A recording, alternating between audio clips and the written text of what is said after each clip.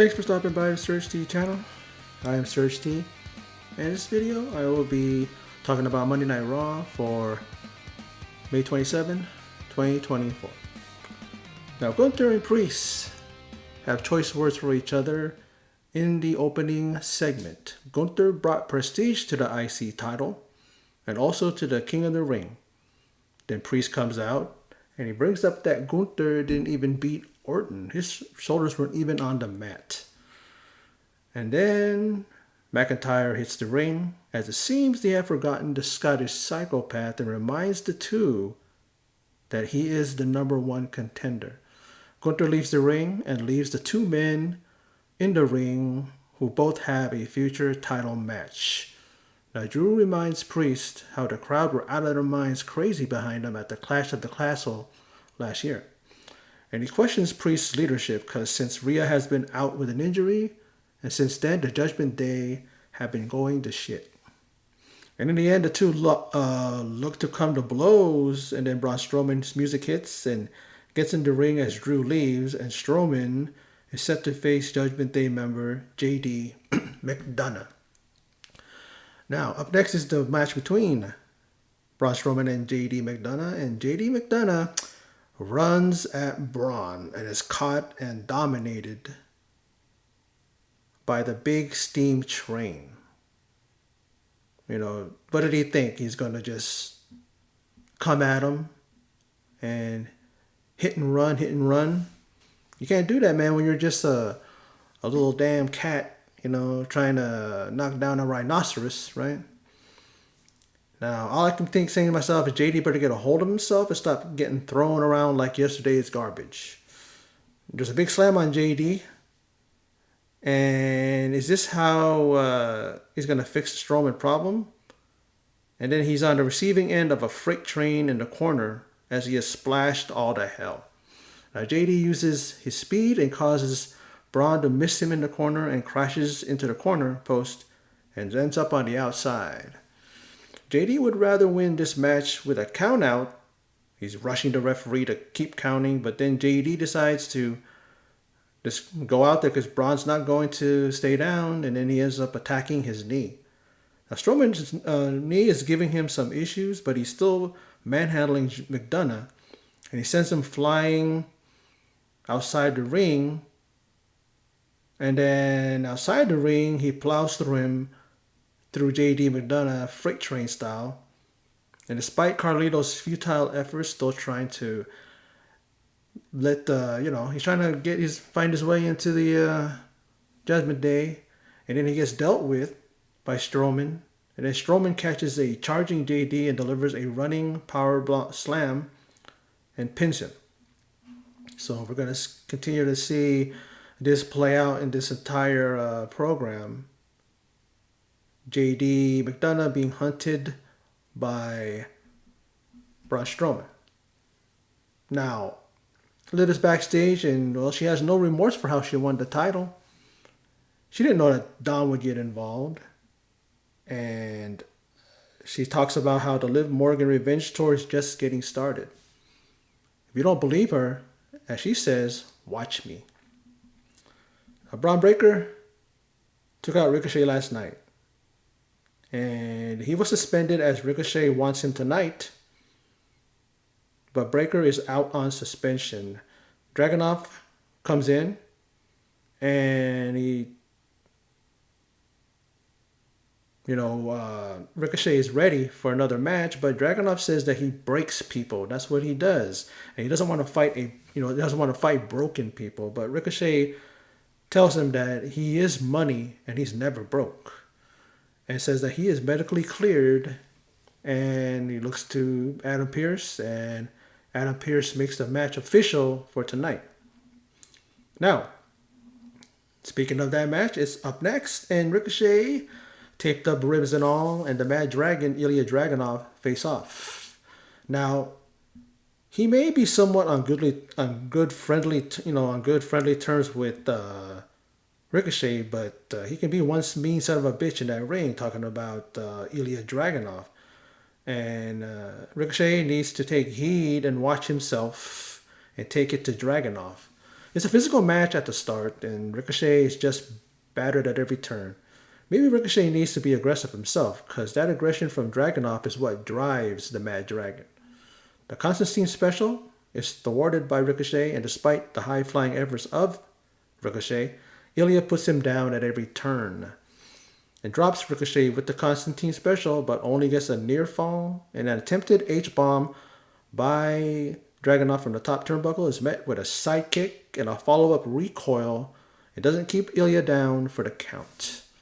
A shooting star is hit, but the ribs are hurting, and as he goes for the pin, Bron Breaker comes in, interferes, and delivers spears to both men, and we see Pierce come down. He berates Braun, but he's indifferent. Then up the ramp, he's still doing it. You see Breaker stop. I thought he was going to turn around and clothesline them, but he basically just told him, you better back the fuck off. Back up. That's what he's telling, what do you call it? That's what he's telling Pierce. It's almost like they're even saying that is Pierce regretting that he drafted him to Monday Night Raw. But he's the one that kind of like opened that Pandora's box, you know what I mean? He's the one that caused all this because he didn't put, Bron Breakker in the tournament. Adam Pearce, we see him a little bit later. He's backstage. He is incensed. And he goes back to his office, because Kat Keller's trying to talk to him. But he heads back to his office and he's met by Kiana James halfway and then tells her straight up, let's go back there. I need a drink. So Kiana James is going to be like a assistant, something like that. She ain't going to wrestle yet. Well, I don't know what they're going to do with her. Now, backstage, not backstage, but it was kind of something earlier. They were outside, and we see, R-Truth in the ice cream truck, and then Miz is outside, just leaning up against that ice cream truck. And then the New Day comes up, and they're talking about a Memorial Day raffle for a shot at the tag team titles. It is still, being offered, right? But then Karrion Kross, he talks to the Through Day, and talks to them about getting rid of that Through Day crap. I'm saying New Day, guys. And the thing about it, I'll be serious, I'll say the New Day. I liked how, in hearing this, it made me a Karrion Kross fan even more. I mean, I'm a fan, but it made me like him even more because I totally agree with him. He's all talking about getting rid of that. I think he wants them to have that edge. I liked them when they were heels. They were so much better. Didn't act all foolish and goofy and all that stuff because it's like I always say before, they're two grown men and they're still acting like they're children. And he also insinuates that Kofi is keeping Xavier Woods down. He's like going, so when are you going to let, pretty much paraphrase it, but he's saying, when are you going to let, Xavier Woods fly on his own, when you're retired, But up next is AOP will take on the Through Day.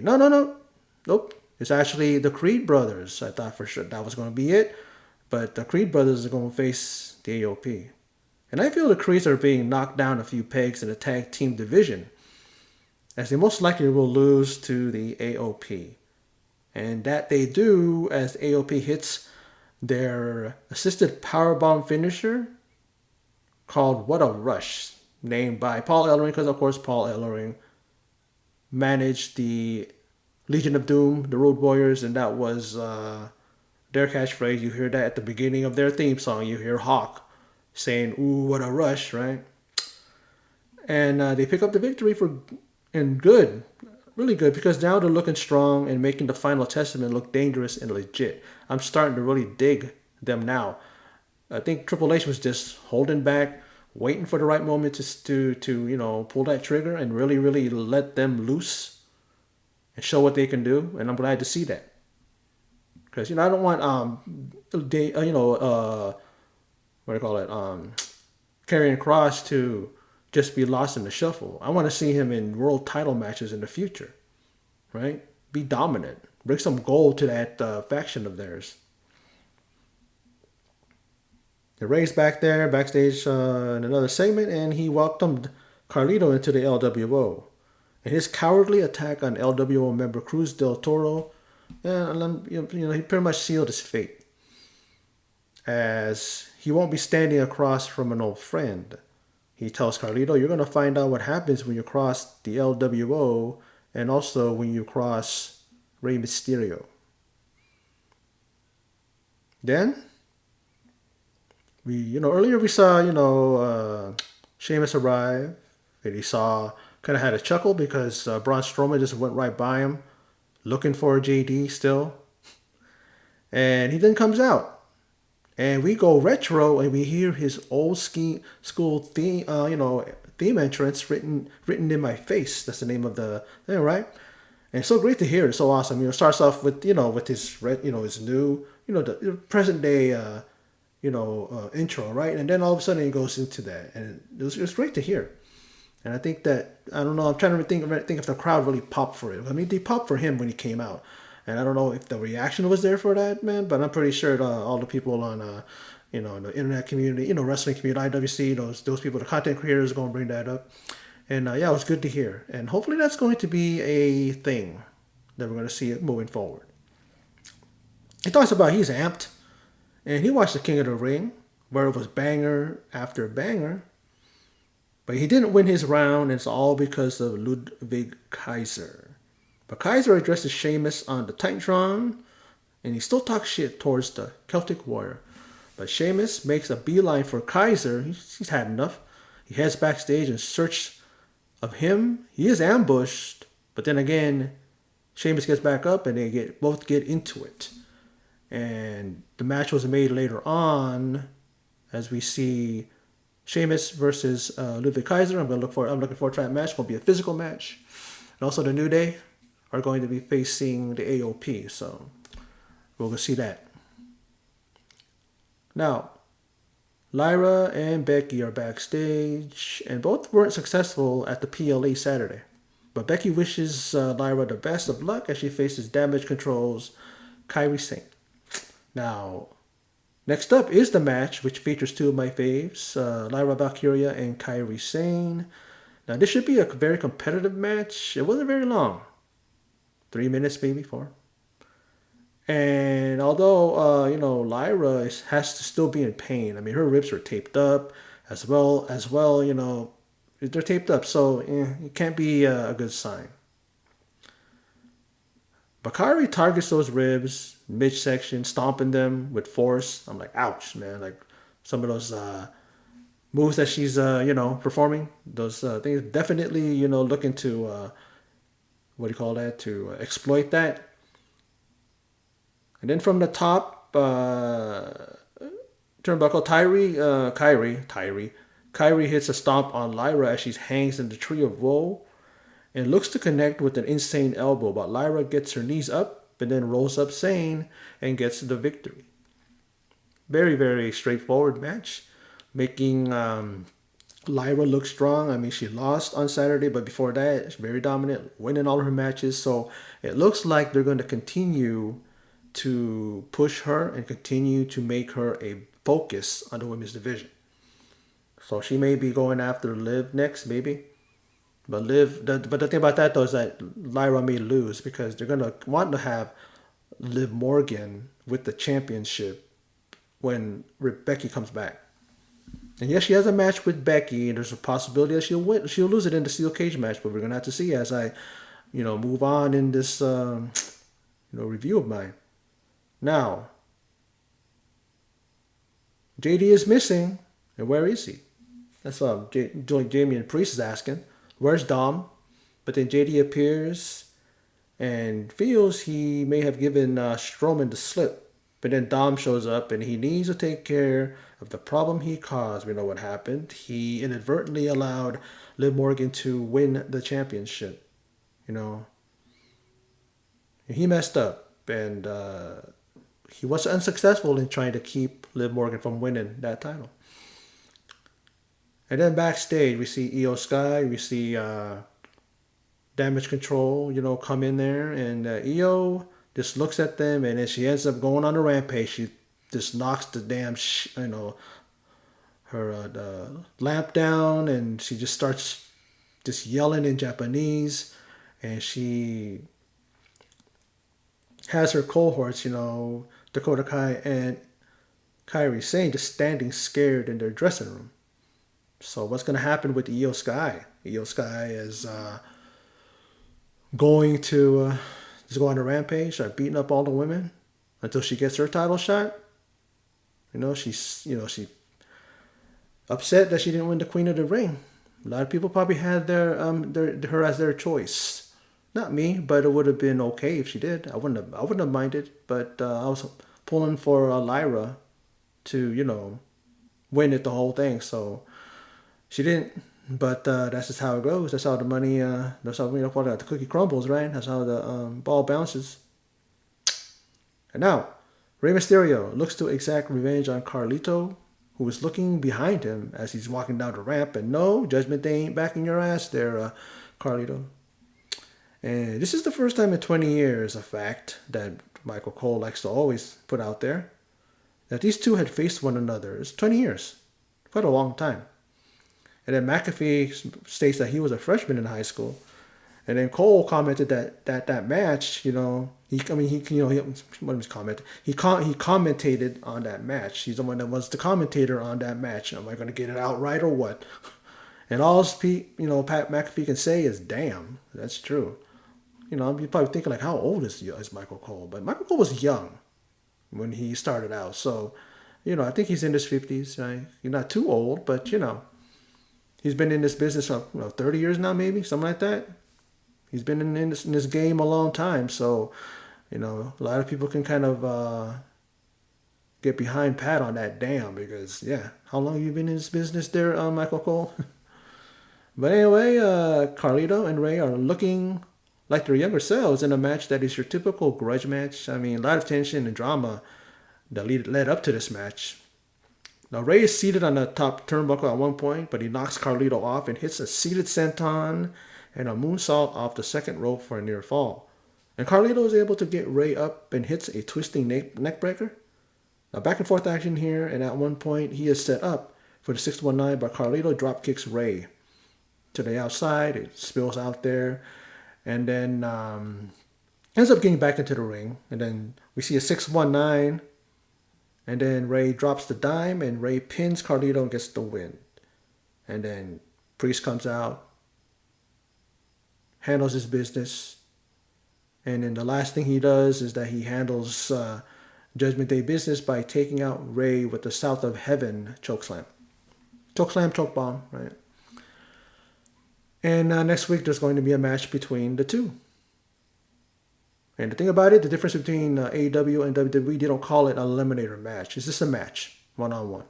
But the one thing about these matches is that is Rey going to beat Damian Priest? You can't make the champion look weak. An outside interference, sure, can give Rey the win, and it would make sense. But you can only look at that match and say Damian Priest is going to win. Now, Otis will face Big Bronson Reed, and he's looking to make it up to Chad Gable. And the Bronson Reed versus Otis match, of course, man, it's like the classic King Kong versus Godzilla collision. And folks, you won't get no, go behinds into submissions and technical wrestling. We know that. These guys are going to go all out, just use brute force and dominate. Now, at the outset, Bronson Reed imposes his will and power and sends Otis to the outside using his girth and size. Now, Otis' chants are heard, and he ducks two attempted strikes and crossbodies Reed and slams him hard. Following that up, he attempts to do a caterpillar, but Gable stops him. And then, as he's being, talked to by Gable, and Otis is looking outside, leaning on the ropes, he turns around and he ends up eating a sidekick, a huge sidekick by Bronson Reed, and then he follows that up with a senton, and the weather forecast calls for a tsunami on Otis, and that is seen and that is delivered. I miss Wade Barrett when he shouts tsunami. I'm not going to try to do it because I can't do it any justice. And Reed wins this match. Then follows is Gable calling for a meeting in the ring, and he calls for all of the Alpha Academy. And Gable's such a prick. I swear. He's browbeating his alphas. And how would he get?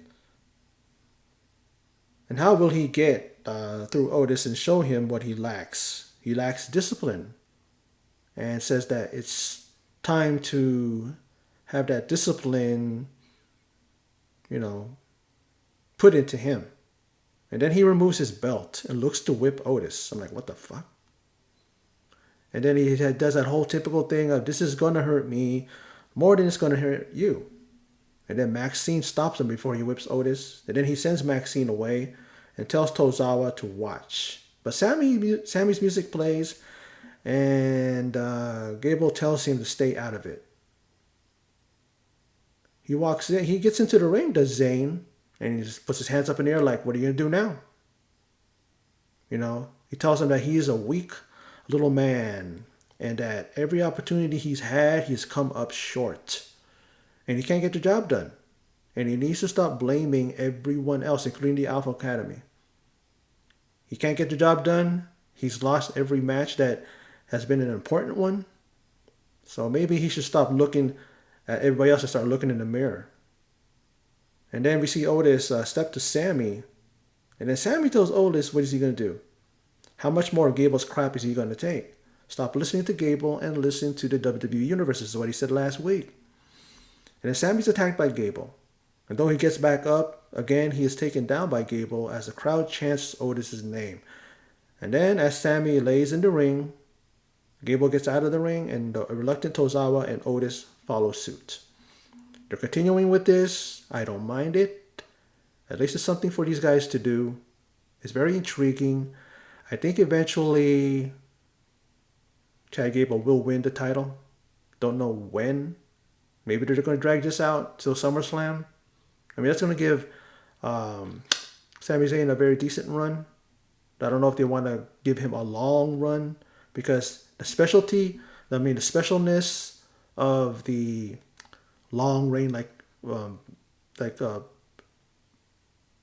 Gunther had, you can't do that with anybody else. It's just like, it's almost like give Sammy a decent run and then maybe someone else, maybe even Chad Gable can have that long run. You know, someone that can use it.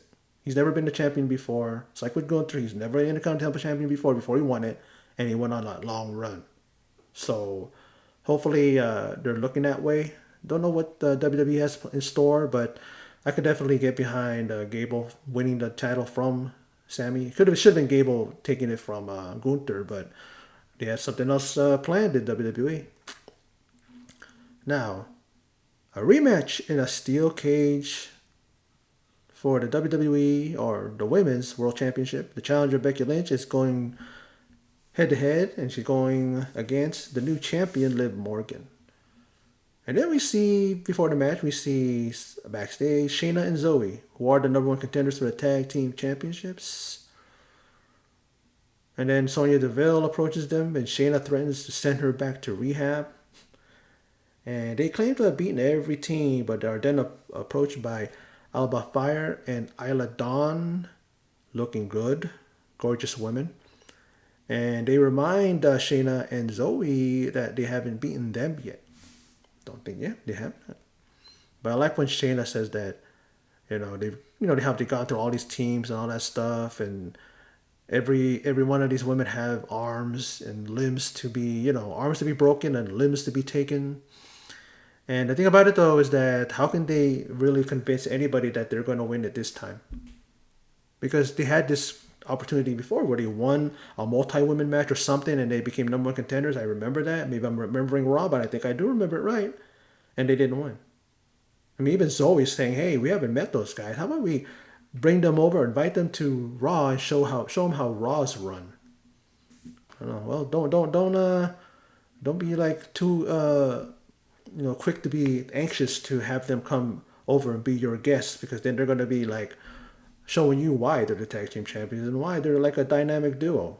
There's no one's going to they're untouchable right now. There's no one that's going to beat them right now. They're just too much of a dominant team, even though they were a haphazardly put together team, but they had a mutual respect and a mutual goal and everything like that. And they could really complement each other, look good, Very physical, very active, very athletic, strong, powerful, beautiful women, right? Great as tag team champions. I think they finally brought a little bit of a what do you call it, a legitimacy to the titles. The titles are still not, but at the same time, it's a good start with them. Let them have a long title reign, maybe even all the way to WrestleMania. Who knows, right? But we'll see.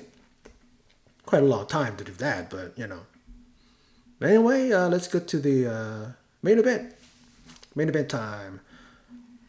And like I said, but on to the title match, and it's the first time that Liv has competed in a steel cage match. She's been in elimination chambers, but they're not the same. And it also this is the first time that she's been in a one-on-one match in this situation, a steel cage. And though she beats Becky on Saturday, she wants to beat Lynch one-on-one straight up. Since Dom's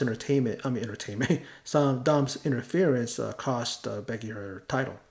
Now Liv tosses Lynch into the cage and looks to ruin the pretty face of Becky by raking it against the cage. Now at one point they're both on the top they're both atop the ropes, standing on the ropes.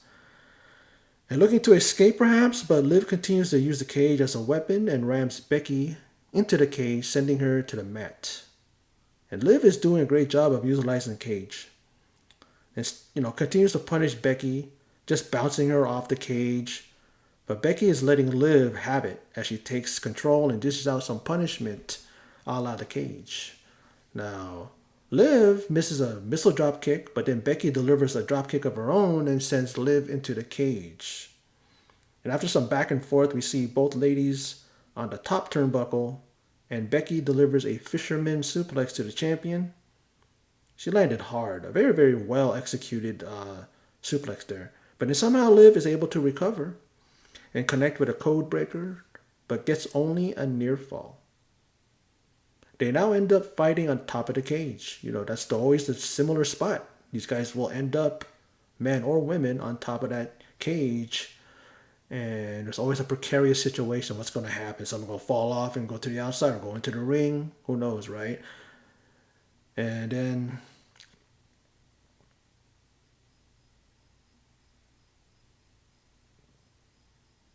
but before that, they ended up on top cage. Liv, she was able to recover after that fisherman suplex, and then she connects with a code breaker, but only gets a near fall. Then they end up on fighting on the top of the cage, but Liv then grabs Lynch's leg as she is on the mat, and Lynch is still there, about to escape. She nearly escapes, and then she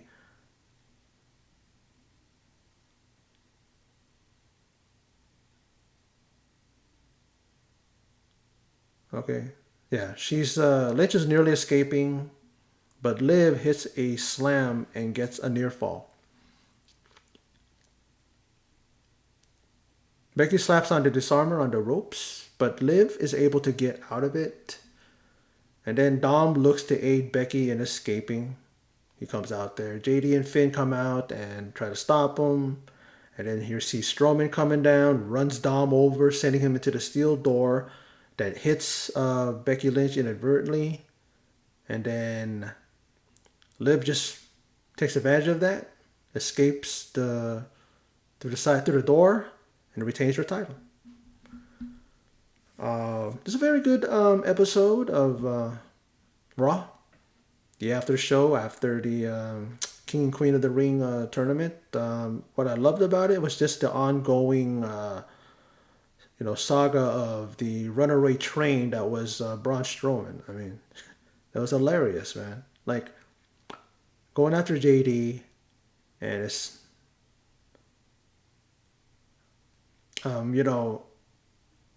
what's going to happen with that? Where's it going to go? They're going to have another match, or is he going to just wrestle all of Judgment Day? Is he going to continue to be running after him next week? I don't know. That was funny. Bron Breaker, 2 bronze on Raw. Still on the rampage. He's like out of control. Adam Pearce is going to have to do something. I mean, he was suspended, but then he's there. Maybe he's going to be suspended some more time added to it. But that's going to make him more mad. He's going to end up being like, you keep doing this to me, I'm going to keep, pretty much fucking up your talent, and the people back here, all the guys, are all going to be victims of my rage and, my indifference, and everything that you've done, Adam Pearce, is going to come back to you, and you're going to be regretting that you didn't put me in that tournament. That's what Bron's saying. Bron Breaker deserved to be in that tournament. I don't understand why he wasn't put in there. But I guess there was a long, what do you call it, like a long-term plan, for Bron Breaker. That this was going to be the thing that's going to happen, that's going to make him pop, in the sense that people are going to see what he's about, and that he's not going to be a baby face. He's going to be a heel. And this is the way to do it. He's attacking people randomly, exerting his dominance, really, really just showing everybody that you cannot keep me down. And if you're in my way toward my goal, sorry for you. But, Raw wasn't perfect. It never is. Sometimes it's close to it. But I enjoyed it. It flowed really well. Some backstage segments and some promos, but it didn't really feel like it was promo heavy, and that they're just constantly just going to people and having them talk. And I actually enjoyed the segments, the backstage, the in-ring segments and stuff like that, backstage interviews. I like the matches. Even the Alpha Academy is really, really being that little things. It's really interesting now. I'm starting to really get into it. Even though people are going, man, you're going to drag this on because, these guys are, just constantly like, is Otis going to snap on Gable, or is he going to keep taking that punishment from him, taking the browbeating and the harsh words, calling them dummies and calling them losers, almost bringing Maxine, Dupree to tears. Nobody wants to see that pretty girl, that her pretty face all teared up and her crying and hurt, right? Nobody wants to see that. I feel for these guys. Even Tozawa, he looks like a child that was like, caught with his hand in a cookie jar, and then he's anticipating what his father's going to do. Is he going to get the belt? Is he going to get the ruler? He's going to tell him to go out there and get a switch, like that. He looks like that, And also, we saw another QR code. And I've read that people are saying that, oh, it's getting old now. It's being drawn out. And, people are saying that, oh, Bo's not going to get a push because this is only happening because his brother Bray died. And I'm just thinking, it's an unfortunate thing, but because of that, it's like Bray passed the torch on to his brother. And this is going to be the thing that makes him a megastar now. You know what I'm saying? And I'm looking forward to it. Eric Rowan, I believe, who's the other ones that they said that's going to be joining as the Wyatt Six. I believe Nikki Cross is going to be part of that, and very intriguing. I'm really looking forward to seeing what they do. That's all we got to do, folks. We got to give them time, and we got to give them a chance. If you're just going to start saying, F that, hell with that, it's taking too long, I'm not going to be interested in it no more. It's like when they make a movie, anticipated film, people are, standing by with bated breath. They're like waiting for that movie to come out, right? James Gunn with his, new DC universe that he's creating, right? Starting with Superman. I'm looking forward to it. I'm not saying, oh, it's just taking too long, I don't care no more. When, let's say that happens and like, what do you call it, Uncle Howdy comes out and like that, and then it just fails and it just, dies a horrible death, just a excruciating death, then yeah, then you can say, yeah, it sucked. It wasn't great. But if they come out and people start booing or they start being indifferent to it, that's not fair. You guys are not gonna give it a chance at least? You should do that at least. At least give it a chance. And then when it doesn't work, then you can be like, okay, it didn't work. I'm all about that. I'm all like going, I'm give them a chance. I'm not going to say that it's going to, shit the bed or anything like that. But, we just have to wait and see. But anyway, that's my video. Short but sweet. But, kind of tired, worked all day.